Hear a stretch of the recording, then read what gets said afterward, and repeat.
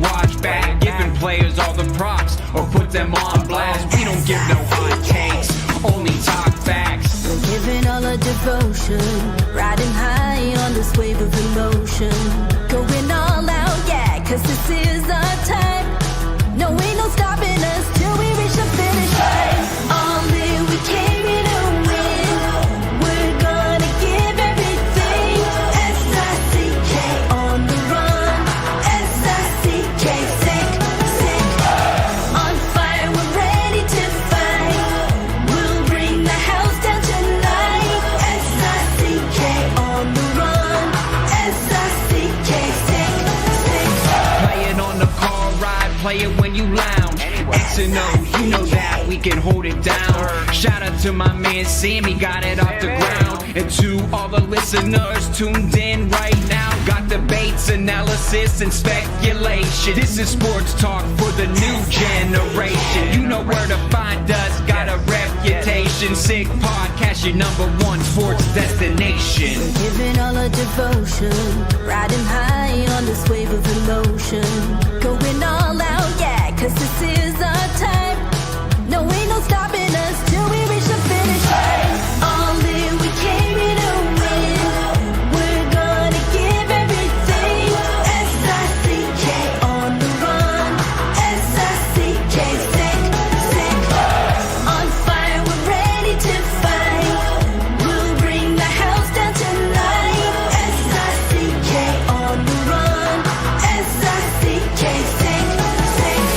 S-I-C-K is the sickest podcast. Tune in for the audio, or you can even watch back, giving players all the props or put them on blast. We don't give no hot takes, only talk back. S-I-C-K, S-I-C-K, S-I-C-K, S-I-C-K, S-I-C-K, S-I-C-K, S-I-C-K. All in, we came here to win. We're gonna give everything. S-I-C-K on the run. S-I-C-K, sick, sick. S-I-C-K, it's the sickest podcast. Tune in for the audio, or you can even watch back, giving players all the props or put them on blast. We don't give no hot takes, only talk facts. We're giving all our devotion, riding high on this wave of emotion, going all out, yeah, cause this is our time. No, ain't no stopping us till we reach the finish line. All in, we came here to win. We're gonna give everything. S-I-C-K on the run. S-I-C-K, sick, sick. On fire, we're ready to fight. We'll bring the house down tonight. S-I-C-K on the run. S-I-C-K, sick, sick. Play it on the car ride, play it when you lounge. X and O, you know that we can hold it down. Shout out to my man Sammy, got it off the ground. And to all the listeners tuned in right now, got debates, analysis, and speculation. This is sports talk for the new generation. You know where to find us, got a reputation. Sick Podcast, your #1 sports destination. Giving all our devotion, riding high on this wave of emotion, going all out, yeah, cause this is our time. No, ain't no stopping us till we reach the finish line. All in, we came here to win. We're gonna give everything. S-I-C-K on the run.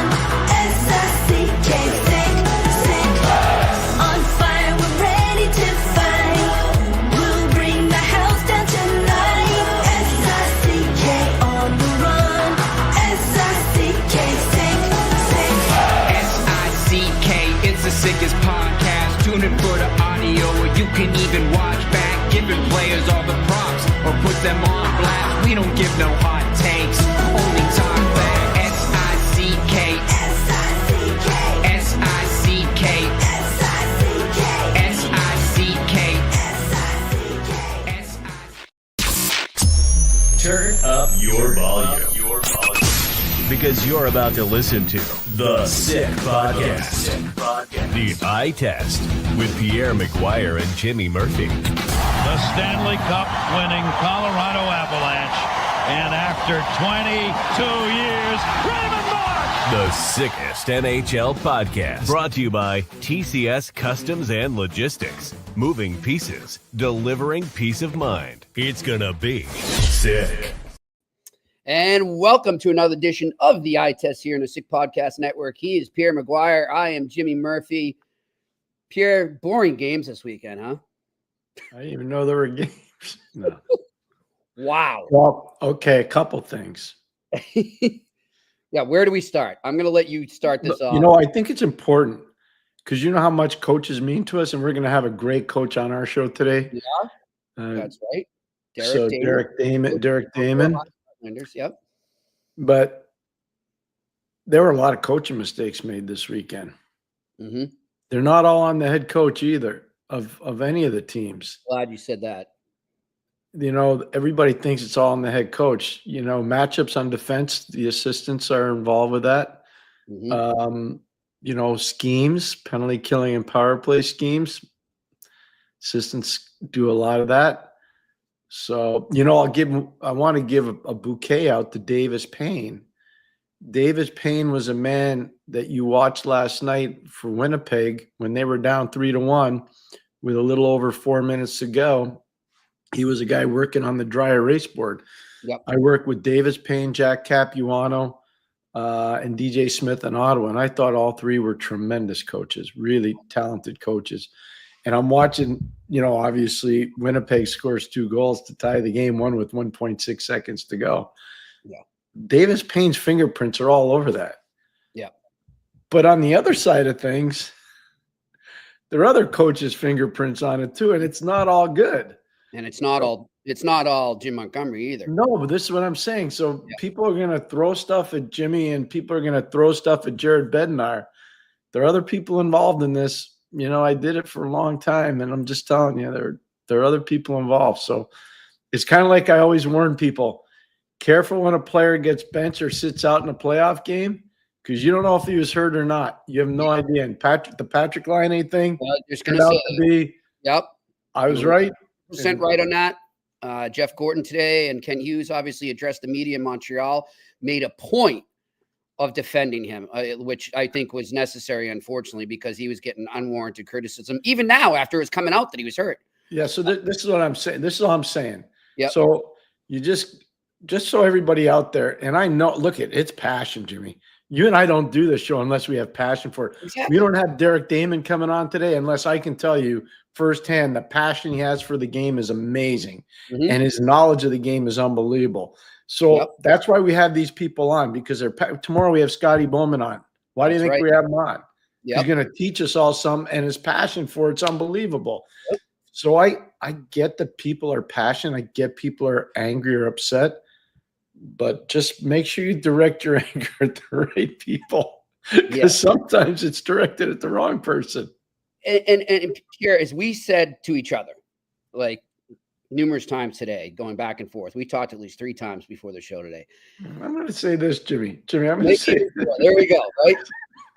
Yes, we are fans of Jim Montgomery. Yes, we like him. He's a good person. Mm-hmm. We don't agree with the way he was treated in Boston. Nope. And on that note too, can the Boston fans and even some media who last night, the second they lose that game, took that chance. So this is why the Bruins fired him. See, he can't win big games. He choked again, and that was all his fault. And he blows leads all the time. Your team that you're cheering for is golfing. He took a team that was behind you in the standings all the way to Game 7 of the first round of the Stanley Cup playoffs against the President Trophy champions. All right, against the best. It's an 8 versus 1. Yeah, it's in double OT. Careful in Boston. Just people in Boston criticizing him right now have much to stand on. Well, this is like, part of why this is part we started the show. Yeah. This is why we're starting the show this way. I have no fight to pick with anybody because I just love my life and I love working with Jimmy and I love the people that I interact with on an everyday basis. And I'm so grateful for all of that. So I don't want to fight with anybody, but I just want a fair stuff going down. Right. For people that are involved. Because I've been on the receiving end and I know what's fair and unfair. Mm-hmm. And there's sometimes when you deserve to get it and other times when you don't deserve to get it. And Pierre, he made some mistakes. Nobody's arguing that. We're not saying he didn't. Nope. We're not saying he didn't. And sometimes one of the biggest mistakes you can make as a management person, you delegate to the wrong people. Mm-hmm. You trust the wrong people. Yep. I have breaking news for you too, by the way. We're talking about decision makers. Okay. I want to beat the insiders on this. Okay. Is that okay? Yes. Okay. David Carl's not going anywhere. David Carl's signing a long-term extension in Denver. There you go. Okay. Right so now. so can I also for all do you remember when we started talking about David Carl going to Chicago? Yes. Were we right about that? We were right that they offered him an amazing deal and he turned The Brinks it down. truck came to the arena at Denver and they offered him the Brinks truck and he said, no, I'm going to stay at Denver. Yep. So I'm just letting you know in advance. And as you say that, actually, Pierre, Denver University literally just tweeted that out as you said that. So, did they? Yeah. Oh, good. So there you go. That's good. Yep. But back to what we're saying about the coaching, Pierre. All right. Without just singling anyone out, there was some issues you had about delegation of ice time and some plays that led to the tying goal and then the winning goal. Take our listeners through that. And one of them had to do with Pavel Buchnevich. Well, first of all, I don't understand what he was doing on the ice. I don't. And that's something they're going to have to look at. And I know that, to their credit, Kenny Albert and Eddie Olchuk and Brian Boucher alluded to it briefly because it was a quick, obviously it's 1.6 seconds left. With this, yeah. But the icing happened before that, and it wasn't mentioned. But they caught it. To their credit, they caught it. So I respect that a lot. It's a hard position. It's hard to make those kinds of calls, but they did. So I don't understand what he was doing on the ice. That's number one. Number two, you got to maintain composure. Slow it down, speed it up, whatever it takes to make sure your guys are comfortable. You got to explain to them. If you get a puck in the corner in the last minute of a game, you're killing time. You freeze it. You're not trying to make a pop pass to the inside part of the ice. So I had a coach call me in between our calls, and that was the first thing he brought up here was exactly that. He called it a sprint pass. I had never heard of that. Everybody's there. I call it a pop pass. Some people call it a sprint pass. Same thing. Yeah. And he said, what is he doing there? Just kill the clock. Just kill it. Just keep it in your feet and kill it. And and it involved, a play that I saw in college this year, major upset. The 9 seed beats the 1 seed. Northeastern beats BC. Go watch the last 35 seconds of that. Yep. I remember that. I know you've seen it. Yep. And the player that makes the play at the end for Northeastern to kill the game, first thing he says in the press conference is, I knew how much time was on the clock, and I knew that if I iced it at that point, not only were we shorthanded, but there was no way they could get there, even if I missed the net. Right. So he knew how much time was on the clock. I don't think Bruce Navis had any idea. I don't either. I don't think the defensemen that were trying to make plays had any idea. That puck should have been up against the wall the whole time. Right. So, Pierre, you've been on a bench. You've worked bench many times. When as time's winding down there and the game's tight like that, whose job is it? We're not picking names here. We're just saying in terms of assistants or head. Whose job is it to make all the players aware where they are on the clock, where the situation could go in relation to the time winding down? That's on assistants, I would take it? It's the entire bench. The head coach will have the final say, and he'll have the more demonstrative voice. But in my job situation, when we were in really loud buildings at key times, I was running the defense. So those 6 guys were my guys. Okay.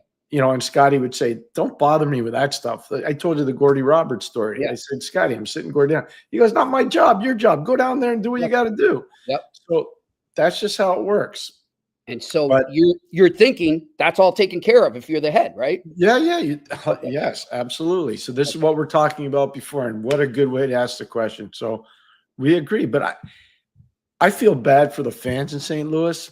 I feel bad for ownership in St. Louis, but as bad as I feel for them, Jimmy, I could not be happier for Mark Chipman, the owner, with Mr. Thompson in Winnipeg. I couldn't be happier seriously, for Scotty Arniel, who I think is truly one of the good guys in hockey. He really is. And he paid his dues. And he's taken the short end of the stick a few times. Let's put it that way. Yeah. I'm really happy. And I'm thrilled for, because he had to step up and deliver, Connor Hellebuck. Yes. Because you know what, Jimmy? He stunk at the start of that game. And he was no good, Jimmy. And at the end of the second period, when he gives up the high glove goal to Radek Faksa, I'm going, this could be the end of a career. Yeah. That's what I was thinking. Amazing. Like, people say it's a game of inches. It's a career of inches too, Pierre. It really is. And that was something we would have witnessed if the game went the other way. But I want to say too, Pierre, and it's interesting, like, I had recently seen on Facebook, one of my friends who's in Winnipeg posted something just about how bad things are in that city right now with drug use and the economy in Winnipeg, and how, people maybe outside of Winnipeg don't understand how much that team means to that community right now, and how much it can do. That the further they go, how much it can uplift a city. That's why we love sports, and it can do that. And so, what did I text to you? Right when I said, you know what, I'm upset for Jimmy Montgomery, I'm upset for the Blues, but I'm also happy for people in Winnipeg. You did, you absolutely did, absolutely. Jimmy, there's two things that get Winnipeg going. Actually, there's three. There's the Winnipeg Blue Bombers, there's the Winnipeg Jets, and there's summer. Yeah, there's summer, because you know what, summer not long, but it's really fun. It's good there, but it's not long. Yeah. So those are their three things. And too bad I don't think the Palomino Club's still going, because if it was, that'd be a fourth thing. Well, I had some good nights at the old Palomino Club. They were going pretty hard outside in their little court area. I don't know what they call it there. It's Maple Leaf Square for the Leafs games, but that same type of thing they had going outside. Oh my gosh! One time I was doing a series. It was actually with Kenny Albert. We were doing Vegas, Winnipeg. The conference final. Year Vegas went their first year. They went to the final. So we were staying at a hotel just down the street from where that square is, where all the fans are. That's when that whole thing started. We were walking out of the hotel. We couldn't get through. You got to get to the game. Yeah, we had to get to the game. Plus, know who you are too. It was fine. It was good. So many good pictures and shaking hands and stuff. Great. You're like, you didn't want to disappoint anybody. You're like, you know what? I'm sorry, but I kind of have to get to work. But no, Winnipeg's a great. Mr. Chipman, I told Jimmy this today. Is for all our listeners out there. I'm going to contact Mr. Chipman and try to get him on.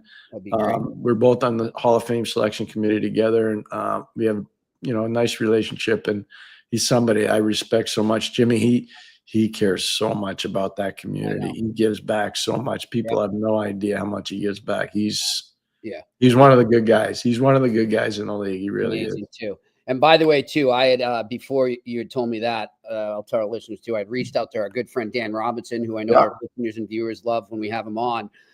He does the games for TSN Winnipeg.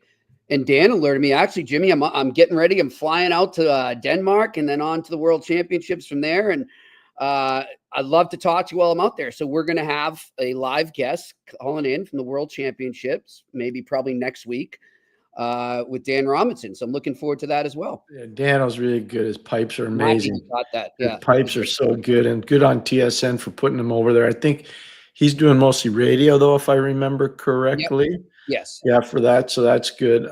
World Championships are amazing, especially in the Scandinavian countries. Celebration of spring. The end of winter, celebration of spring, heading into summer. Did a lot of them over the course of my career. So bullish on it. I think it's great. How about Canada? Marc-Andre Fleury, Sidney Crosby, Nathan McKinnon. Great segue there. I was just going to go there. Kind of flew under the radar because there's just so much going on with these crazy games we had. And we're going to get to that Colorado-Dallas game in a second. And that's the beautiful segue to get there. But let's revisit that after, Pierre, because I want to talk about that game as well, because there were some mistakes that led to the Dallas comeback that I want to identify there. But we have our guest right now joining us now. Are you trying to get me mad before Coach Damon comes on? No. We can go over and break it down with him. He's a coach. We could do that. I have no problem. So here's the one thing. I'm never putting him in that position just because he's starting his career. Right. He doesn't I'm need closer to the end of my career. So that's a fight that I can pick. He doesn't have to do that stuff. Good stuff. Well, let's bring Derek Damon on right now, the head coach and general manager of the Iowa Heartlanders in the ECHL. Hey, Coach, how are you? I'm doing great. Thanks for having me on, guys. I'm We're so pumped. Our pleasure. We're so pumped to have you on. You know what? This show is about hockey. It's about people that have passion for hockey, growing hockey. And I can't think of anybody that's more appropriate to have on the show today to start the week than you, Coach. So thank you for joining us. Well, I appreciate that, Pierre. Really excited to be on. Good. Yeah, great stuff. Coach, before we get into this too, I noticed that you, and I had forgotten when I was researching for this, you were on that UMaine team that broke my alma mater's heart, UMass, in that Hockey East Championship. That was a hell of a game. Was it two or three overtimes? I forget. 3 overtimes. Yeah, that's right. Ben Murphy won it in triple overtime. Yep. And Jimmy Howard was between the pipes for you guys. I remember that. Good stuff. Yeah, we had a heck of a team that year. We just fell short in the national championship, but it was quite the run. Yeah. You know what people don't need to know about you, Derek, is that you're a Maine kid that went to the University of Maine. So just talk about what that's like to do that, because Maine hockey, that's basically their NHL team.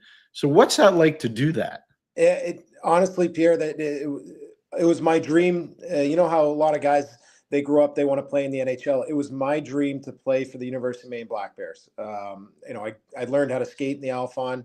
And when I had the opportunity to finally go and play at the university, the first time I stepped onto the ice for a game, it was a dream come true for me and for my mom and dad. You know, we lived 10 minutes away from the university. And I mean, honestly, also, it doesn't happen very much. I think there's probably only 4 or 5 guys that have ever played at the university from the state of Maine. And so, you know, for me to be able to do that, it showed a lot of kids that were around the area in the state of Maine that, hey, you don't have to be from Western Canada. You don't have to be from Minnesota to play at the university. You can develop and learn how to play hockey in the state of Maine and one day play for the Black Bears. Hey, Coach, just to give our listeners a little insight and our viewers a little insight, talk to us about your path to where you are now, to being the head coach and general manager of the Iowa Heartlanders. Yeah, so I was fortunate after I played for Maine. I started my pro career. I was up and down between the East Coast Hockey League and the American Hockey League with the Carolina Hurricanes organization. And I played 2 seasons in North America. And then I had an opportunity to go play in the Finnish Elite League in Finland. And I had that dream of playing in the NHL, and I had some exhibition games in the NHL in training camp, but never reached the ultimate pinnacle. And so I had a choice to make. I was like, well, why don't I go over and try it for a year to see if, it's something that I want to continue to do. And I ended up going over to Europe. Playing in that league was great for me. It was a tough year. As far as the quality of hockey was really good. And that league is a very good hockey league. It really is. It is outstanding. And it taught me a lot about my game. And, I was hoping to come back, and then I got an offer to go to play in the DEL in Germany. And the next thing you know, it's 12 years later and I'm retiring in Germany. Yeah. But it's an amazing run, and it's something that not a lot of people can say they did. You played pro hockey for almost a decade and a half. It's a phenomenal accomplishment, especially like back in the day. No disrespect meant to Bangor, Maine, but not a whole lot of hockey players were coming out of Bangor, Maine. No. And I remember when Sean Walsh was starting up Maine hockey, basically restarting it. Yeah. And most of his guys were, as you said, from Western Canada. They were from Ontario. They were from Minnesota. And they were from Rhode Island. And I know 2 guys that think the world of your family, the Capuano brothers. How did that whole thing get tied together? Jack and David Capuano hanging over at the Damon's house. Yeah, so we were fortunate. My dad spent 36 years in the U.S. Air Force. He was a colonel in the Air Force when he retired. But he loved Maine hockey. Maine hockey was everything to him. And when Sean came to Maine, my dad offered to help fly the coaching staff around to recruit. And so my dad was a pilot. And so he would fly, Grant Stanbrook and Jay Leach and Sean and, Bruce Crowder, all over the U.S. and Canada. And we were fortunate that at that time they started allowing surrogate families to come on board, and you would bring in a player from the University of Maine, allow them to come down and get a home cooked meal. And we were fortunate to have the Capuanos be a part of that. And I'll never forget, I'd sit and just hang out next to Jack and David, and, two All-American hockey players. That's who I was learning how to play hockey from. Pretty cool. And they were great mentors, and I'm still to this day close with Jack. Fortunate that we work in the same organization. He's at the NHL level. I'm at the East Coast League level, but still in the same organization, and I still get to use him as a mentor. In your return to the ECHL as a manager and coach, how much have you noticed about the way the league has changed and how much more prominence it now has? Because, Pierre and I have had this discussion before. Like when I was growing up, it was literally looked at, people would say minor leagues, right? But we don't like to say that. It's a pro league. And the way they're so in sync now, in my opinion, with the AHL and then on up, I believe it's really changed and improved for the better. You're spot on, Jimmy. I got into, I was hired to be the assistant coach for Jerry Fleming here in Iowa. And he said, we're going to be affiliated with the Minnesota Wild. And from my days back in 2006, my rookie year in the East Coast Hockey League, to where the East Coast Hockey League is today, we are a part of the Minnesota Wild organization. They send their director of player developments down. We've had, guys come down probably 7 or 8 times this year. I talked to the general manager of the Iowa Wild on a daily basis. And everybody's in tune. The director of amateur scouting, Judd Brackett, these guys are all in tune with what we're doing down here and how we're developing players to get to the Iowa Wild. And when I was playing in 2006, I don't think it was that close. I thought there was a bigger gap between the East Coast Hockey League and then the American Hockey League. Today, go ahead, Coach. No, sorry, Coach. What were you going to say? I just think it's that much closer.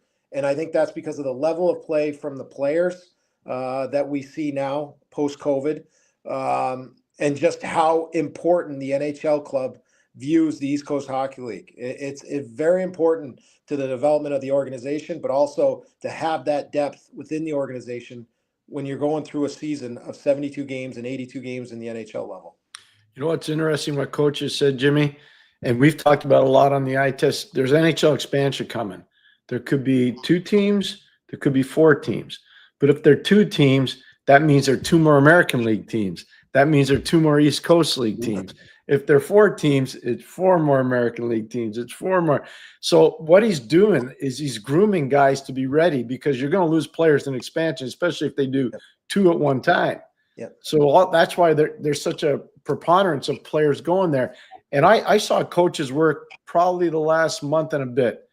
I was blown away by the caliber of play, Jimmy. I watched every game they played, and I was blown away by the caliber of play. You'd have to draw a real skinny line, Coach. You tell me if I'm wrong, and don't be afraid to draw a pretty skinny line between the American League and the East Coast League at the highest levels. You'd have to draw a pretty skinny line. And I would agree with that, Pierre. There's a lot more prospects that are in the American League. But I think this year, there's a few teams that Toronto, for example, and Pittsburgh, they've really put a lot of emphasis on stockpiling prospects and players at the East Coast Hockey League level, because every year I've been in this league, January and February rolls around and everybody's depleted by, the travel, the schedule, injuries, call-ups. And when you have that depth that you can call up, and especially between us and Des Moines, it's only an hour and a half drive down I-80 West. It's very important that the Minnesota Wild know that they have players down here and that they have players that are developing so that they can go up there and play right away when they get up there. Really well said. I completely agree. Coach, and from a player's perspective, how great is that for them now to know that maybe, if they put their dues in, they work hard, that they're getting noticed right away, and there's a smoother path up the ladder to the A and then maybe eventually the end. How has that helped them, and also helped you coaching them? Yeah, and especially for us as a young organization, I've tried to put an emphasis along with my staff on getting our guys to the American League as much as possible. There's teams in this league that are still stuck in the age of they want to win, and it's hard. It's a fine line between trying to win at all costs and also developing players. Because when I call a kid up on the phone and I say I want to get you to the American League level, I want him to know that I'm doing everything I can to get him there. And we've had a lot of success the last 2 years of getting guys up to the American League level, especially with our affiliate. This year we had 8 guys that were on East Coast Hockey League contracts that got call-ups. They didn't all play, but they got their call-ups and they got a taste of what the American League is about. Hey, Coach, I just was curious. You made the playoffs for the first time in your existence. What did that mean to the community, and what did it mean to you? Because you're really the driving force there. It was a huge moment for our club, the organization. We started post-COVID in 2021-22 season, and I think we got kind of a late start as an organization. And it's not a big hockey market. We're in Iowa City, where the University of Iowa is. It's a Big Ten school. They support their programs very, very much so, and but they do support winners. And we haven't had the success until this past season. And just to see the support in the playoffs, people were rallying behind it. We had watch parties at all our away games, and the watch parties were sold out, and they were turning people away at the doors. That's and awesome. So to me, that just tells you that it's growing. It's not growing at a level that you would hope to see, but at the end of the day, Rome wasn't built overnight. And as long as we're doing it the right way, I can see progress. Nice. Yeah. Good stuff. Coach, I don't know, how much you get a chance to watch the Stanley Cup playoffs, but what's been your take there? I mean, we're just saying, wasn't much to talk about this weekend, huh? Like, wow. Wow.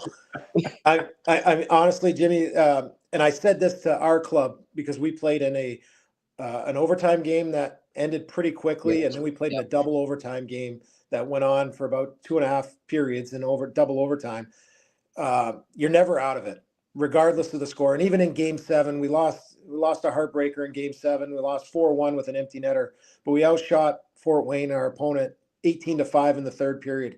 And it just shows that there's times in that first overtime game, Game 3, we were down 2 goals 2 separate times in the third period. Wow. And you're never out of it. And it's the same in the NHL playoffs. Yep. If you just stick with it, I'm sure Pierre, he's been around a lot longer than I have, that he can, add to this, that you're never out of games. And if you just stick with the process, you stick with the game plan, you're going to have success. Yep. Couldn't agree more. Could not agree more. Don't worry about the light. We get it. We know it's all right. Stuff happens. You're talking about the community, and look, one of the best things that happened in the NHL, in my opinion, was non-traditional expansion. Going into Southern California, going into Texas, going into Florida, going into Arizona. I know Arizona's moved to Utah, but you look at the player resources that have come out of those places. Austin Matthews from Scottsdale, Arizona. Matthew Nyes is from Scottsdale, Arizona. Whoever would have thought 2 of the better players for the Toronto Maple Leafs would be from Arizona? Like, you in your million years, you wouldn't think that. I watch what you've been doing with your group. I'm blown away by the potential in that city for the hockey to grow. I'm blown away. What's the summer look like? Do they have camps? Do they have people? What happens? Yeah. So I've been fortunate that we've moved here full time from Naples, Florida. That's where we spent our off season when I was playing. And when I got hired here, we moved, my wife and family moved here, and I started hosting camps in the summertime. And just to give you a little tidbit, the Junior Heartlanders organization, when I was here, the first year I was here, we had 78 kids in the organization. Today we have 156. Wow. So it's grown unbelievable. That's what I'm saying. And I believe that, obviously you have to grow it at the grassroots level, and it's coming. And, I'm trying to, put on as many camps as I can. In the month of May, I'm doing camps. June, I'm doing a week-long camp. And then August, I'm doing camps. And just to see the kids, from all over this Iowa corridors, they like to call it, it's growing. And, we're fortunate that we also have some USHL teams in the area that, have helped grow the game as well. But this area specifically, it's a beautiful area, and it's a great place to live. I think that one day I hope that we'll see a kid from Iowa City or a kid from the state of Iowa play in the NHL. We already have one. I know it's a goalie. The goalie, Pierre, you probably know better than I do. He catches the opposite hand. Silly cider. No. He catches it with his right hand. Yeah. It's not Lindgren. It's not Lindgren though, is it? Because he's from Lakeville, Minnesota. No, it's not Lindgren. It's his dad's an owner of the Dubuque team. I can't remember who it is. I think I know who you mean. He still plays. He's in the American. He might be with Philly now. He got traded from LA to Philly this past summer. Not Phoenix. No, not Phoenix Copley. No, not Copley. No. I'm just thinking. What is his name? Me too. Once you said the right, is it Cal Peterson? Yeah, from Notre Dame. He's a Notre Dame guy. Cal Peterson. There you go. He's from Dubuque, Iowa, just outside. That's good. That's good. That's awesome. So there we go. Goalies don't count. You tell Jimmy Howard I said goalies don't count. Hey, there was a special goalie, right, Pierre? Oh my gosh. You know what? I did it when Jimmy was playing. So this is a good story for you, Coach. You don't know this. When I was coaching at St. Lawrence, Jimmy Howard's father was a referee. And so St. Lawrence Clarkson were big games back then. That'd be like Maine playing, BC. Yep.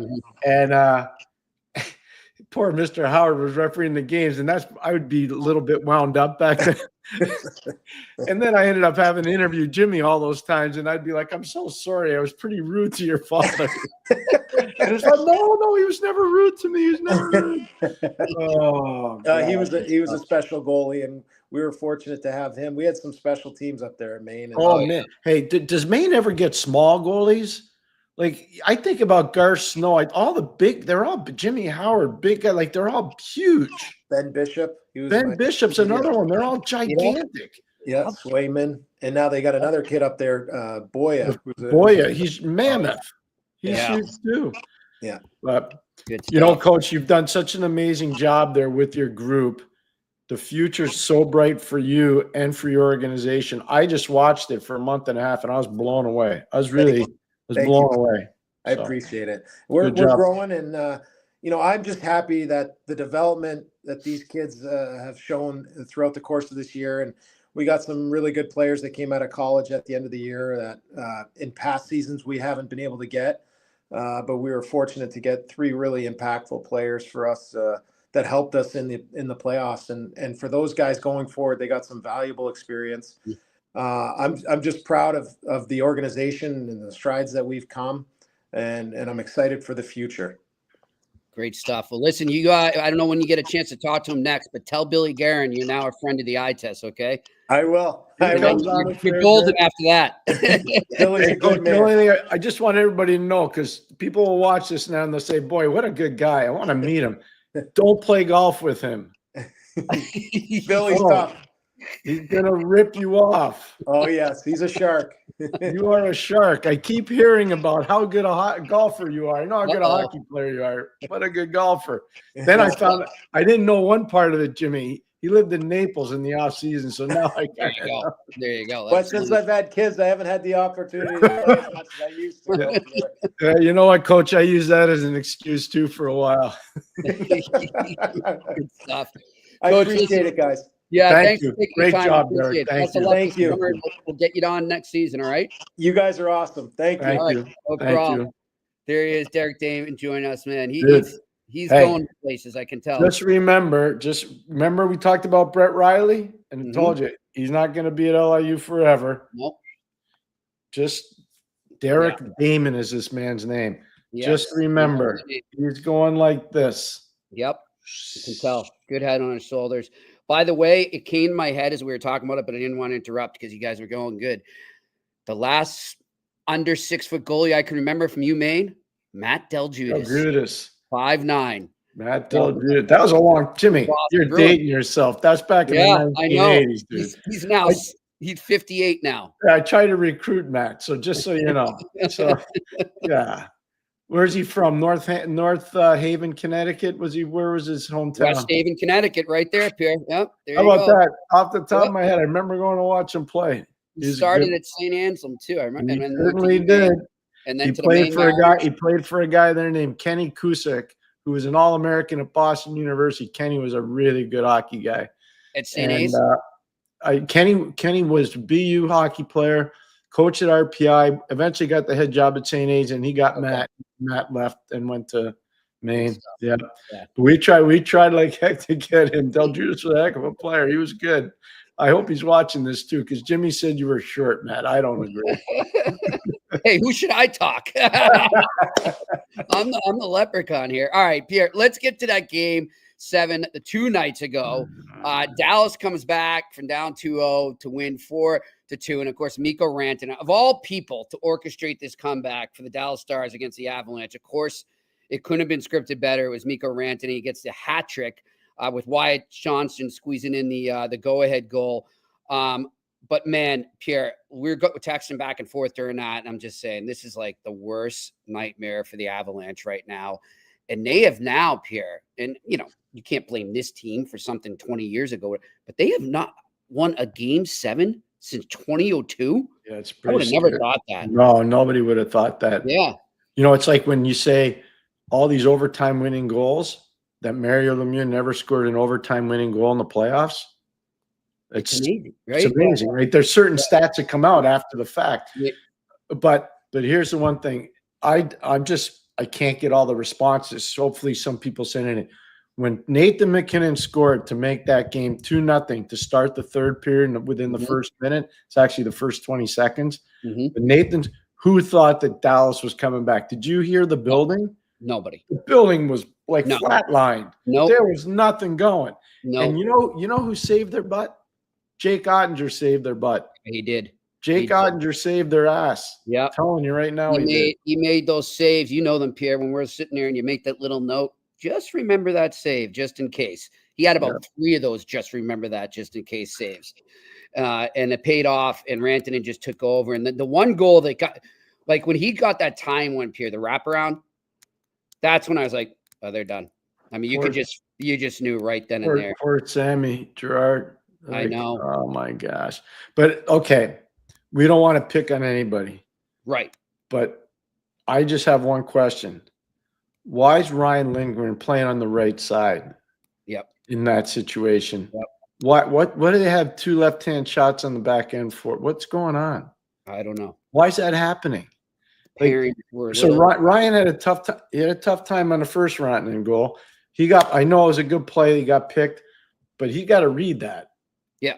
He gave up the line way too easy. He's got to read that because he had inside insulation from back check and forward.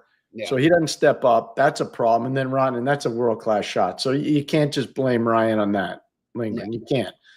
The second one. Wraparound you're talking about. Yep. Yeah, he's caught flat-footed in no man's land. And Jimmy, I'm just gonna say, I don't get why he's playing on the right side there. He's a left shot defense. He's a lefty. He's got to stay on that side. Yeah. Yeah. It just let me ask you too, Pierre. It's funny. I was showing the highlights to my daughter Maddie yesterday when we went out to lunch. She's still learning the game and everything, but she makes this interesting observation. I want to get your take. I said, I'm going to ask Pierre this. She says, as he's coming around, does he realize in those split seconds, does he have time to realize that there's really going to be no options from his team in front, but he sees the defenseman coming in? Is he trying to bank it off that defenseman on purpose? I think he's trying to get it to a crazy Karam kind of situation. Okay. I don't think you can ever. It's interesting how she noticed that. And I'm like, wow, but she's smart. So there's a couple players. So Gretzky was really good at that. He could bank shot guys. Mario was amazing at it because his reach was so long. His arms were just so gargantuan that he could plan on doing that. He could score from standing below the icing line. Right. He could because his arms are so long. Crosby's really good at it, especially when Lundqvist was in goal for the Rangers. Sid could stand and probably do it, I'm going to say maybe 2 times every 3 years off the side of his head and in. Yep. I'm not kidding you. And it was mostly against Lundqvist, but he could do it to some other guys, but he did it to Lundqvist a lot. So can guys do it? Yeah, but I think that one he was looking for the crazy Karam to try to create a second chance. Yeah, but the whole genesis of that play starts with Ryan Lindgren being on the right side there. And to his credit, Rantanen saw that. Oh, yeah. He saw it. Yeah. Because he, all of a sudden, it's a quick right over left, and then it's left over right to gain the net. He saw that right away because it's hard to flip the switch like that. It's especially when you got the puck in your stick. For sure. So what a comeback there. I mean, 2 great nights of hockey for the NHL and the Stanley Cup playoffs there. Now we're looking ahead. We are on to the second round, Pierre. We'll just talk about the game and we'll segue right to my picks in a second. But quick take starts up tonight. Game 1, Toronto, Florida. I saw the great preview you did with the Toronto Sports Rush on Bet Rivers. But just give our listeners and viewers a little insight on how you're seeing this series. It's going to be tough. I think everybody knows that Toronto can't get involved with post-whistle scrums. Yep. Toronto's got to spend really little time in their own zone. They got to come out of their own zone clean. They got to dominate faceoffs, and I think they can, even though Florida's centermen are good. Obviously, Barkov and Bennett are good. Lundell doesn't get nearly enough credit. And Nico Sturm comes over at the trade deadline, and he's a real good fourth center too. So they got depth down the middle, but I think Toronto can dominate faceoffs.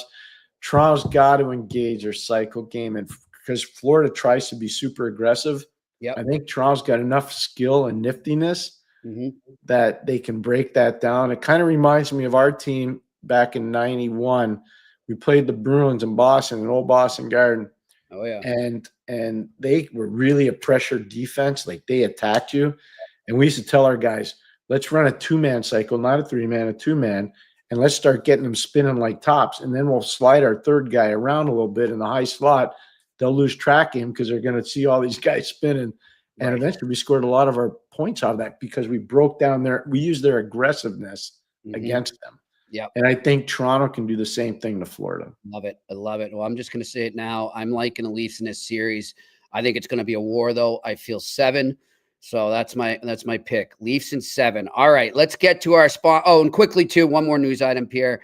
And you were warning the listeners and viewers here for the last week. If LA blows this series and they lose the Edmonton Oilers, you were worried about Rob Blake, the general manager of Los Angeles Kings. And today the Kings announced that he and the Kings have mutually parted ways, and all of a sudden that general manager spot is open there. Okay, one thing. Yep. Pick up the phone, call Kenny Holland. I'm with you. Yep. Just pick up the phone and call Kenny Holland. There you go. Save a lot of money on the search. Yep. I like it. I like it, Pierre. So we'll see what happens with that. All right. I think we've covered up the 100 pounds of news that happened this weekend. It was a heck of a weekend. Well, first of all, can I say one thing that I'm really happy about what you did? You wrote a piece on Spencer Knight. Oh, thank you. People should read it. It's really good. I really enjoyed that. And it tells a good story about a kid that's really proud of what he's accomplished. Yeah. He's finding after a tough start. Yep. I thought it was really appropriate, Jimmy. Really well done by you. Really good. I like the way he went to bat for Bedard as well. Oh, yeah. No, it was great. Yeah, no, I thought that's the maturity, right? That's the maturity part of it. Developing there. So good stuff. All right, let's get to our sponsor, TCS Customs and Logistics. Unlock the full potential of your shipping operation with TCS Customs and Logistics from around the corner to around the world. Flatbeds to air freight, customs clearance to drawback consulting. TCS is a one-stop shop for all things transport, moving pieces and delivering a peace of mind. For no obligation customs or freight quote, contact sickpodcast@shiptcs.com. Again, that is sickpodcast@shiptcs.com. All right, let's get to Betway, where you can still go all the way with Betway and get a free bet up to $200 if your first bet loses. Scan that QR code right in front of you if you're watching, and you can create your new account and redeem the welcome offer. Or go to the details section on the website and do the same thing there. Remember, this is only available for new customers. It is not available in Ontario. Terms and conditions apply. You must be 18 plus and always bet responsibly. Let's get to my sick pick of the night. It's time for Sick Picks, brought to you by Betway. All right, as I said, I like the Maple Leafs to win this series. So you can go on Betway right now and do a future. So I'm going to give you a couple futures since we're now clear of the first round, and you can look ahead to this second round. You get the Maple Leafs to win the series at plus 150 value now. I think that's pretty good because I do think this series is a toss-up. I don't think either team's going to run away from it.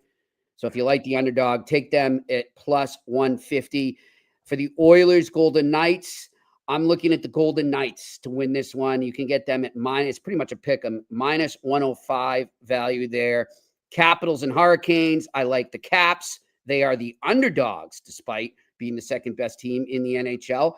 And if you take the underdogs there in the Capitals, you get them at plus 140 value. And then the Winnipeg Jets and the Dallas Stars. Pierre said it earlier. I'm going to take my chance to say it now. I was wrong on Dallas. Credit to them. They proved me wrong. They stepped up. They needed a miraculous comeback there. They needed the rant and the magic, as we said. But I think Jake Ottinger played a lot better than I expected he would. He did. There's a lot of credit there. And that's why I'm going with the Dallas Stars, Jake Ottinger, to beat his USA teammate in Connor Hellebuck. And I don't think it's going to be because of Hellebuck. He stepped up. He got better. Pierre, he got better as that game went on. 100%. So here's the one thing. This is the next series, no matter what happens, not going to be on Connor Hellebuck. Nope. Winnipeg is a shell of themselves. Their pound of flesh that St. Louis took out of them is substantial. They wore them down. And you know what they did, and look at Jimmy. They played with 5D last night. Look at Neil Pionk. He played more than half the game. Yeah. I mean, and they knew, St. Louis knew, they targeted him big time. There are a lot of guys hurt there in Winnipeg. They're not going to say anything, obviously, but Scheifele's hurt. Obviously, Morrissey's hurt. There are other guys you could see they were laboring. They were laboring big time. And Pierre, I think even if they get some guys back in Heiskin and whatever, even if they were able to come back, I just think Dallas right now and Rantanen, the hot streak that he's on right now, I like them to win. I think it's a deep series, but I like them to win, and you can get them at minus 140 to win that series. All right, quickly to the game tonight. Game 1, Maple Leafs Panthers. I'll say quick, just straight money line. Take the Maple Leafs plus 140. Underdog team right there. All right, let's get to your Q&A. What do we got? Dave Abbott, what are your thoughts on Barrett Hayton as a potential 2C for the Habs? Interesting, Dave. Interesting. I'm not as in love with that. Okay. But it's an under the radar target. I give Dave that's some creativity. He's a first round pick by Arizona. Watched him play a lot. I'm lukewarm on that one. Okay. One thing I think we should keep an eye on, though, that we bring up Arizona/Utah there, Pierre, and I think we both agree on it, is that they have an owner that wants to spend a lot this summer and wants to take it to the next level, bring in some star power. Well, they can't mess around anymore. Like, it's been a lot of years with no playoffs. Yeah. They get a free pass this year because of the late change. transition. Yeah, the late transition. But I think that means younger guys could be available. Younger prospects that maybe haven't progressed as much as they like, that other teams could take advantage of and maybe get in a trade. Fair. Very fair point. All right. Very fair. Next question. Renaissance Resistor. Would Gavrikov be a good fit for Montreal? I think he could be, actually. Steady, can play both sides, physical. I've watched him a lot internationally. I obviously watched him a lot in the NHL, both in Columbus and in LA. So, yeah, I think he would be a good fit. Mm-hmm. I wonder, too, Pierre, how much his situation has changed now with the GM change. Like, you think he was more likely to come back under Blake since Blake brought him there, or? I don't think that. I don't think. Okay. Yeah, his day-to-day with Rob probably wasn't very significant. Okay, gotcha. Next question. Bill Van Vagel. 2 incredible Game 7s this weekend. Yep, for both of you, what is the best hockey Game 7 in a series you have ever seen? Well, I mean, I got to cover 2013 Toronto Maple Leafs, Boston Bruins, and the Bergeron call from our good friend Dave Gosher. That was an amazing comeback. I'd have to put the 2011 Bruins Montreal Game 7 and the 2011 Bruins Tampa Game 7. Those are great games. How come I did all those? I did every one of those games. You're on every one of those games, Pierre. I don't know, as a fan, I'm going to show my age again, and I'm sure Pierre remembers this. 1988 Wales Conference Final, Devils and Bruins Game 7 at the Garden. I think it was something like a 2-1 score. That was a good one. Pierre? I had just taken a coaching job at St. Lawrence University. I was moving into my apartment, and I watched that. Yep. Best Game 7. Wow. So 1971, Chicago, Montreal, Stanley Cup Final. Jacques Lemaire from center ice against Tony Esposito. Henri Richard with 2 goals. Last Stanley Cup, Jean Beliveau ever won as a player. Ken Dryden was superhuman. He won the Conn Smythe. He wasn't even eligible for Rookie of the Year. he won that the next year. So that's one of my favorites. 71 Game 7. I just say it because I coached in it. 92 first round, Washington, Pittsburgh. Because we were down 3-1 in that series, so we had to win 5 and 7 on the road, which is not easy against that. Those Washington teams were good. People forget Rod Langway, Al Iafrate, Sylvain Cote, Calle Johansson, Kevin Hatcher. Like, that defense was huge. They were mean and they were freaking tough. Yeah. And then up front, Dino Ciccarelli, Peter Bondry, like Mike Ridley. Look at the rosters they had. The rosters were crazy. Yeah. Donnie Beaupre was in goal. So that was one just because I was involved in it. I can't even I don't want to do a disservice. Yeah, because you broadcast. I've broadcast so many Game 7s. They've all been good. The one that was probably the most emotional was Boston, Vancouver, because I knew so many people on both sides. So I I usually cheer for friends, and I have a lot of friends on both sides. So that's kind of weirdo, but I was obviously hoping that our friend Mark Recchi would win. And I know I told the story. I'll make it quick. The night before, he and I had a glass of wine at the Pan Pacific Hotel in a private room. And he said, "Don't worry, we're winning tomorrow." I said, "I hope so." And I wasn't sure one way or the other. Yeah. He was a lead pipe cinch sure. He said, "We're winning tomorrow." Okay, yeah.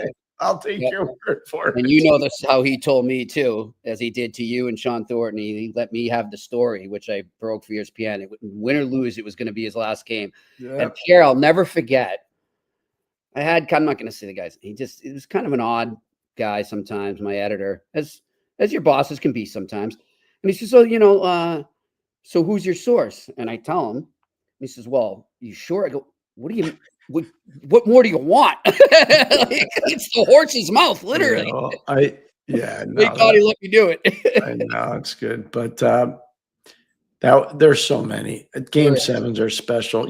Coach Damon was just in one in Fort Wayne, Indiana. Yep. And I watched that, and I'll tell you what, that was an amazing Game 7. Like, it ended up being 4-1 because of an empty netter, but that game, it was a 1-0 lead for the road team, Iowa.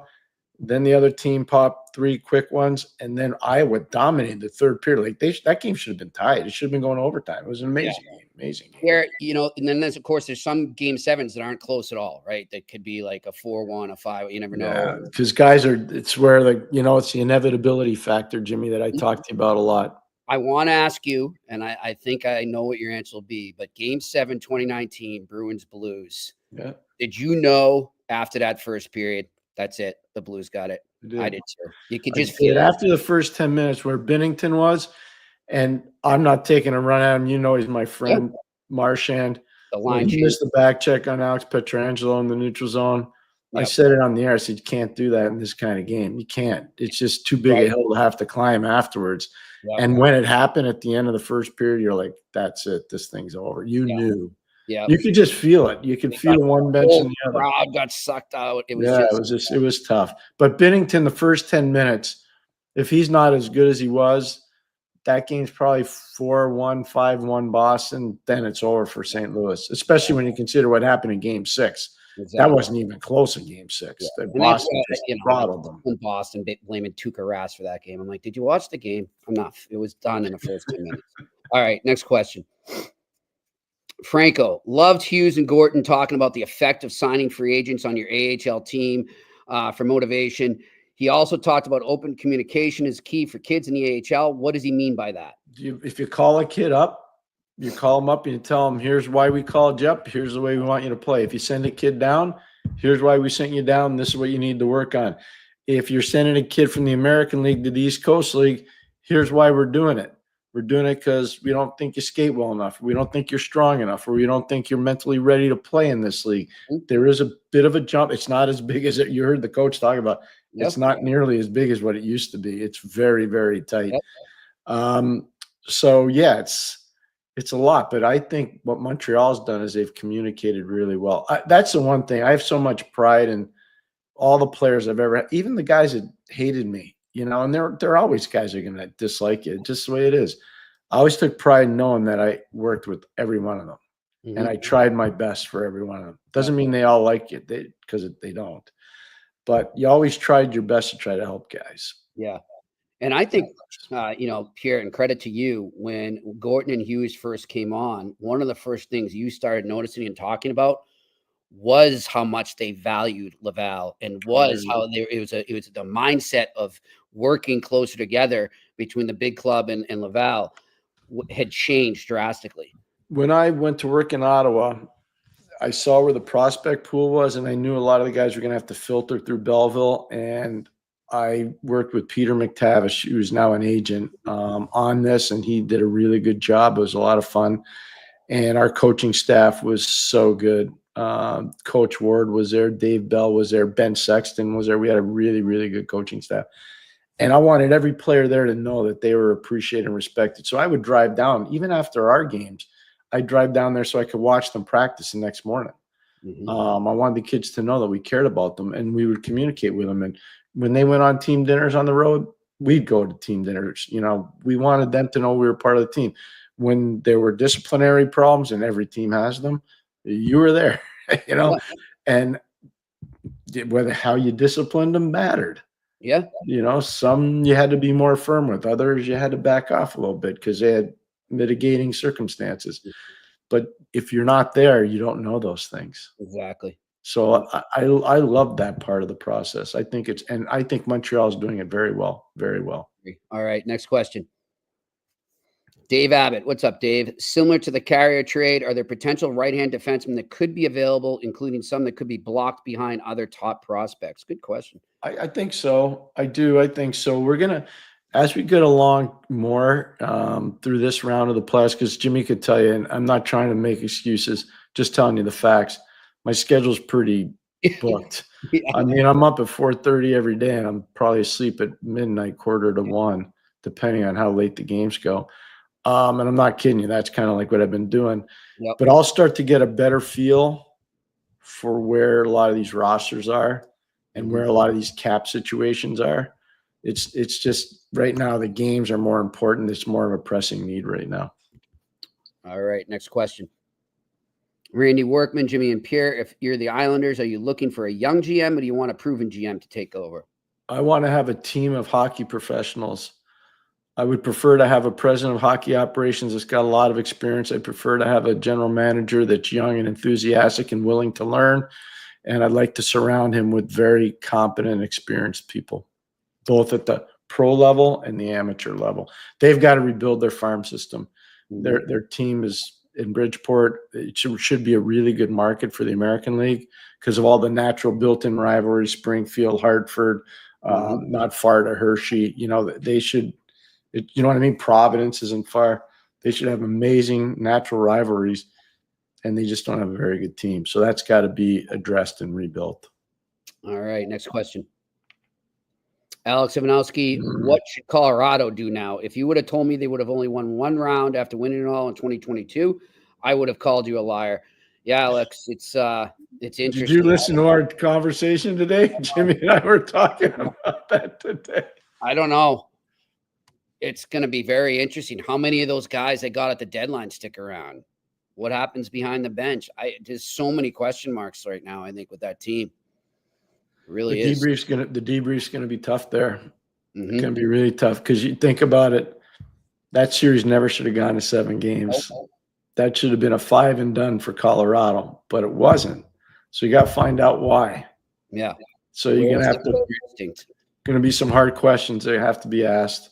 Yep. Going to have to be some really hard answers that are given to those hard questions.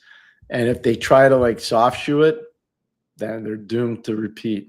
This is going to be one of the harder debriefs of the year. St. Louis isn't going to be a hard debrief. They were playing with house money. Look Exactly. at Montreal. Montreal lost in the first round. It's been like a Stanley Cup celebration at Montreal. Yeah, exactly. It should be. Yeah. That's where they're going. Yep. On this show, all we talked about is the importance of Laval having a big run this year. Mm-hmm. And if Montreal made the playoffs, that'd be great because it'd be a good experience. They've done that. Now they have to get their American League team on a run. You know, losing yesterday to Cleveland at home wasn't good. They're going to have to play better in their next game. But I think of all the debriefs that are going to happen after the first round, I think Colorado is going to be the hardest. Wow. All right. Next question. Ethan Russell.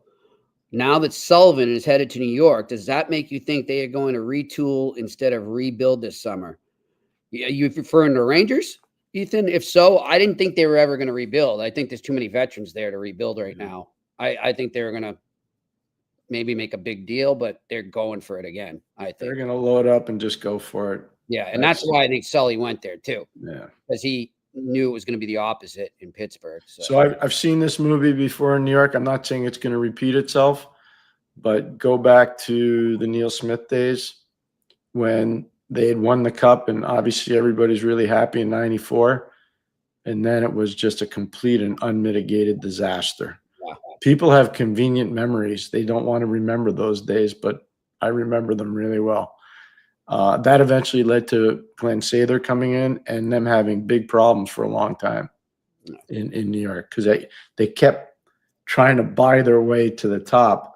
And when you do that, you get good players, but you also get mercenaries. Yes. The biggest line, the most crooked line you'll ever hear on free agency day, I chose this team because they were committed to winning. Not true. You chose that team because they were committed to paying you more money than anybody else. Mm-hmm. Just remember that. Yep. Agreed. All right. Next question. Darren Pinard, Pierre and Jimmy, where can someone go to learn more about the high level X's and O's of hockey? Doesn't it feel like there are a lot of resources like that? Or it doesn't feel like there are. There are, Darren, actually. A good friend of mine who won more Stanley Cups as an assistant general or assistant coach from 1990 till 2002 is Barry Smith. Mm-hmm. He won in 91, he won in 92, he won in 97, he won in 98, and he won in 2002. That's a lot of Stanley Cups. And then he went as a scout and he won again in Chicago. So he's been around winning. He's got a really good web page. Jimmy, I'm going to get it. I'm going to text Barry. Okay, cool. And I'll find out what it is. And people can go to that and find out. The NCAA coaches are meeting in Florida right now. Uh-huh. I know he was one of the speakers there, but there are pages you can go to that will do a lot of X and O's breakdown. I'll just Google it now. It's not coming right up. Yeah, let us know and I'll get it out. I'll get it from Barry. And I would say there's also a great resource will be on our podcast tomorrow. Scotty Bowman's pretty good at that. The one other thing too that I think the gentleman's name is Darren. USA Hockey has some really good books, and I'm sure they're online now. Mm-hmm. If you go to USA Hockey and just look for coaching information, I bet you they'll have some. All right. Next question. Juice _031017. How big is it for Team Canada to add Crosby, McKinnon, and Fleury ahead of the upcoming World Championship? Huge. Absolutely huge. I love it. Juice, that's like when a guy scores an overtime winning goal, and the first thing the questioner says, how'd it feel? Oh, felt terrible. Awful. I hated scoring that overtime winner. So it's a fair question, but I think it's not going to be a bad thing for Canada. Yes. It's pretty good. So Pierre, is Nathan McKinnon playing two different roles as he's there? One as a player, one as a recruiter? I don't know about that. That stuff usually happens on the sand dunes. It doesn't happen on the rink. Okay. You know, those guys, they're training. I know we've talked about it on this show. I don't know too many others, but their training regime is insane. It's not even close to anybody else's. So yep. All right, next question. We're on the road. So regarding my question last Wednesday, now that LA is out, do you think the rebuild now with 10 30-year-olds on a team or more patchwork, Ron, great point by you. And, I hadn't even thought about it until you brought it up, but I'm telling you, I think it should be leaning towards a rebuild, but I don't think it will be. I think they're going to do their best to stay relevant because there's a team down the road that's going to be really good soon, Anaheim. Yeah. And there's another team up the road that thinks they're going to be really good. And they got 2 really good young players in Celebrini and Smith. Yeah. And a few other ones too. So they're surrounded. They're surrounded. The Bermuda Triangle could be. It's going to be Vegas. Triangle. It's going to be Vegas, Anaheim, and San Jose. Like you're surrounded. Yeah. So yeah. All right. Next question. Vincent Noel. Hello, gentlemen. Hey, Vincent. Happy second round. Same to you. Of the teams that got eliminated, do you think they stay the course or attempt a retool rebuild? There are a couple centers in St. Louis. The Habs would love, maybe one in LA. Yeah, St. Louis isn't trading any of those centers. And LA is not trading Byfield, if that's who you're referring to. Yeah, no, they're not. Because they need somebody to replace Kopitar. He's 40 years of age. So no. And Byfield, I know he was quiet in the playoffs, but he came into his own pretty good. Yeah, don't worry. He'll be fine. He'll be just fine. He'll be just fine. Next question. Alex B. Smith. What's up, Alex? Would you consider playing Eric Comrie in games 3 and 4 with how bad Hellebuck has been on the road in the playoffs? I don't know what his record is in Dallas. I love the thought, though, that Alex just presented because it's something, believe it or not, Jimmy. There's something to that. As soon as that game was over, I was like, okay, they got a quick turnaround here. And they can't get swept at home. Like if they get swept at home, it's over fast. But let's say they split at home. Or let's say they win both. You got to think about playing Comrie one of those games just to give Hellebuck like a mental reprieve. Maybe I'm moderate on what Alex is saying, but I think it's a really valid point. I think it's a good point. All right. Next question. Arild Kagestad. I hope I pronounced your name right. Greetings from Norway. Greetings to you. Thanks for tuning in. Pierre, do you think Norway stands a chance to make the quarterfinals in this year's World Championships? And do you think Sid will lead Canada to another gold? Well, first of all, this is an awesome note. Thank you very much. Yeah. It means so much. I've spent many fun days in your country. Lillehammer and Oslo in particular, really cool. Let's see. I don't know.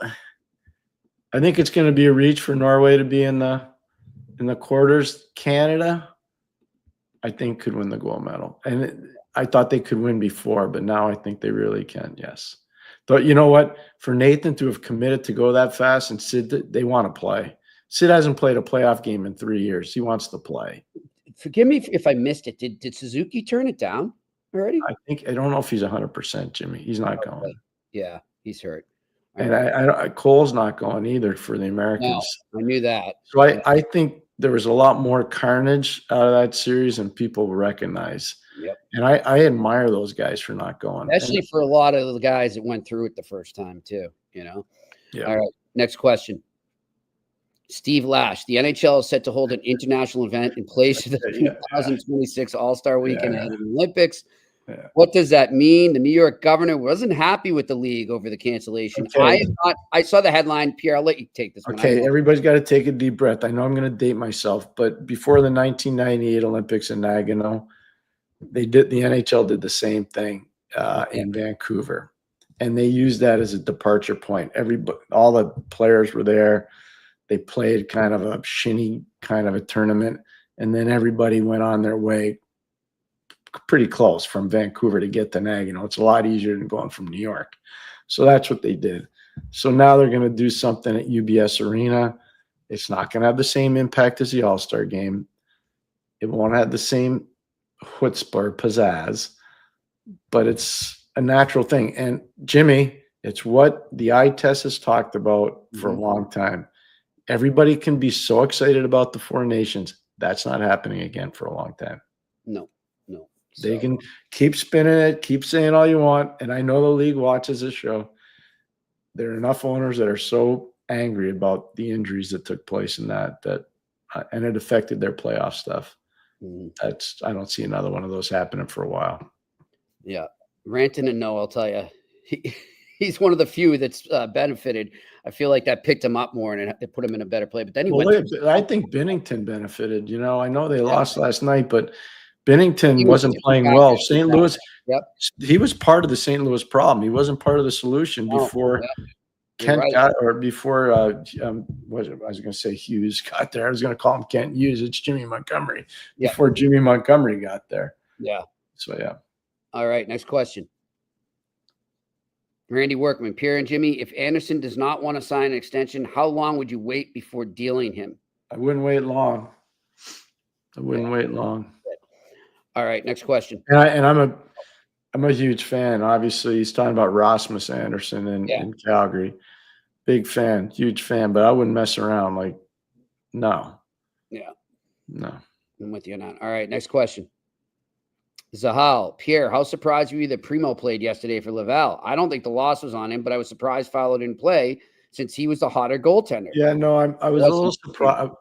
No disrespect meant to either player. I was a bit surprised, but I also understand how it works. Kent was talking about communication. Primo's been a good soldier. He went down there. He played his butt off. He did a real good job. They needed him, to take a little step back, obviously, for Fowler. And then Montembeault gets hurt, so he goes up to the NHL. He backs up. It can't be easy for him watching Dobish play. And so they asked him to go back. And what are you going to do, bench him for a college kid? No. He gets a chance to play. Now, Fowler will go back in the net for game 4. All right, next question. Franco, David Collar is staying put. Can you explain what are some differences in lifestyle between coaching the NHL and NCAA? Why would someone choose to stay in the NCAA over the NHL? How was your own experience? My experience was phenomenal. I loved both. College, you have more time on your hands, especially in the off seasons. Seasons aren't as long. You play between 30 and 42 games, depending on how successful your team is. Recruiting's a big part of your job. Player development's a big part of your job. NHL is pressure packed. All it takes is one bad loss and you could lose your job. That's not happening for somebody like David Carl. He's at a fantastic institution at Denver. Magnus Arena, where they play, has just been rehabbed. It's spectacular. They get huge crowds. They get the best players. I'm sure some alumni stepped up and paid him pretty substantially. So no, I think if you got a great, and I've talked to our friend Greg Carville about this. Mm-hmm. If you're in a really good position, which he is, and David Carl is, and a few other coaches, it's hard to leave college jobs. I left because our guest tomorrow gave me an opportunity, and I don't regret that at all. No, I wouldn't think you would. All right, next question.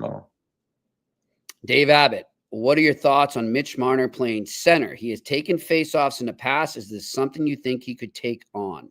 I would not play him as a centerman. He's great defensively, and he's really good in faceoff situations, and he's an elite penalty killer. He's an elite.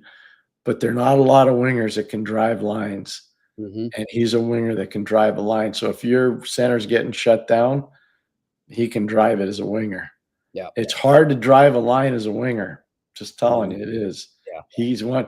Marcus Naslund could do it. That was the beauty of his game, and that's one of the reasons why, when I was in Pittsburgh, we really wanted to draft him. I just saw him take over games as a winger. He played with a pretty good centerman, Peter Forsberg. Mm-hmm. Pretty good, but you need a winger to drive. If you have a winger that can drive a line, it's pretty valuable. All right, next question. Ethan Russell, what additions do the Blues need to make this summer? If they make those additions, do you see them being a top contender next year? Just more depth, I think, more scoring depth. I like their fourth line a lot. They were all talking about that last night, especially Radek Fox. And Doug Armstrong knew him from Dallas. Fox, I think, did some really good things for St. Louis. He was really good. I think a little more depth in defense, maybe a little, not a lot, just a little more, but they've got, just so everybody knows, their prospect pool's amazingly deep. Yeah. It's amazingly deep. Yeah. All right, next question. Alex Ivanowski, all the draft experts keep saying there's a huge drop in the first round of this year's draft. What number do you see that drop off happening at if there is one or two of them? 20? Before that. Jimmy and I have been talking about this for a very long time. Yeah. So, you know what? I hope we're wrong, because I want kids to do well, and I want teams to do well. The draft, the day the Stanley Cup is awarded is the most important day of the NHL season. The second most important is the NHL draft. Yep. And I would love to see every team do well at the draft. But realistically, that's not happening this year. All right, next question. Randy Workman, Jimmy and Pierre, were you happy with the Coronado contract? Loved it for both player and team. Fantastic. He's a great player. Randy, you've been watching this show for a while. Been talking about that kid for a long time. I've seen some pretty intense matchups between him and another player who will remain nameless. I'm a huge fan of the player. I think the player is really good, and I think Calgary got a real good deal on the kid, and the kid got a real good deal from them. All right, and I think that's it for our Q&A. Good question there, Randy, and thanks to everyone else who asked the questions. We appreciate it.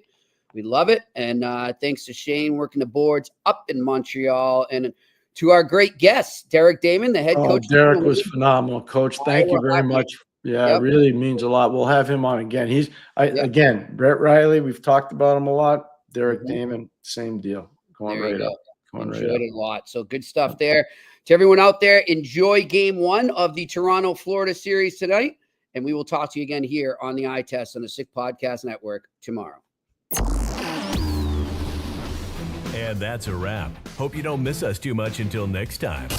Follow the Eye Test with Pierre McGuire and Jimmy Murphy on YouTube, Facebook, Google Play, and Apple Podcasts.